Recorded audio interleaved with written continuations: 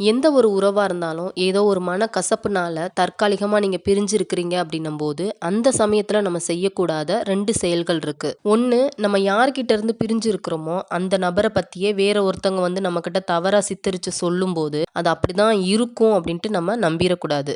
2வது, இனிமே எங்க பேசப் போறோம்? அதுதான் பிரிஞ்சுட்டோமே அப்படின்னு சொல்லிட்டு ஃபோன் கான்டாக்ட், வாட்ஸ்அப் கான்டாக்ட் எல்லாத்தையுமே டெலீட் பண்ணி போட்டுட்டு, இனிமே பேசுறதா இருந்தா அவங்களா வந்து பேசட்டும் அப்படின்னு உடனே முடிவெடுத்து ஈகோக்கு இடம் விட்டுறக்கூடாது. அதனால தப்பு உங்க பக்கட்டு இருந்துச்சு அப்படின்னா, அத உணர்ந்து அவங்க கிட்ட நீங்களா போய் பேசிருங்க. அப்படி இல்லையா, தப்பு என்கிட்ட கிடையாது, அவங்க சைடு தான் தப்பு இருக்கு அப்படின்னும்போது கூட பரவால்ல. நீங்களா போய் பேசி, அதன் மூலியமா அவங்களோட தப்ப அவங்களுக்கு உணர வைங்க.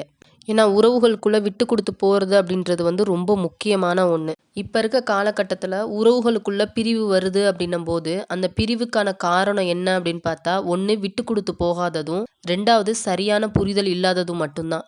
அது மட்டும் இல்லாம குடும்பத்துக்குள்ளேயும் சரி, இல்ல நம்ம வேலை பார்க்குற இடத்துலயும் சரி, ஒரு 2 பேருக்குள்ள ஒரு பிரிவு இருக்கு, பிரிஞ்சிருக்காங்க அப்படின்னு தெரிஞ்சிருச்சுன்னு வச்சுக்கோங்களேன், நம்மள சுத்தி இருக்கிறவங்க நம்மள சேர்த்து வைப்பாங்க அப்படின்னு நெனைச்சா அது முட்டாள்தனம். ஏன்னா அவங்க இன்னும் கொஞ்சம் சொல்லிக் குடுத்து, இல்லாததையும் பொல்லாததையும் ஏத்தி விட்டு பிரிச்சு வைப்பாங்களே தவிர, நம்மள சேர்த்து வைக்கிறதுக்கு கொஞ்சம் கூட வாய்ப்பே கிடையாது. அதனால பிரிஞ்ச நம்ம ஒண்ணு சேரணும் அப்படின்னு நெனைச்சா, நம்மளே நம்மளோட ஈகோவ விட்டு குடுத்து போய் பேசி சேர்ந்தா மட்டும் தான் முடியும்.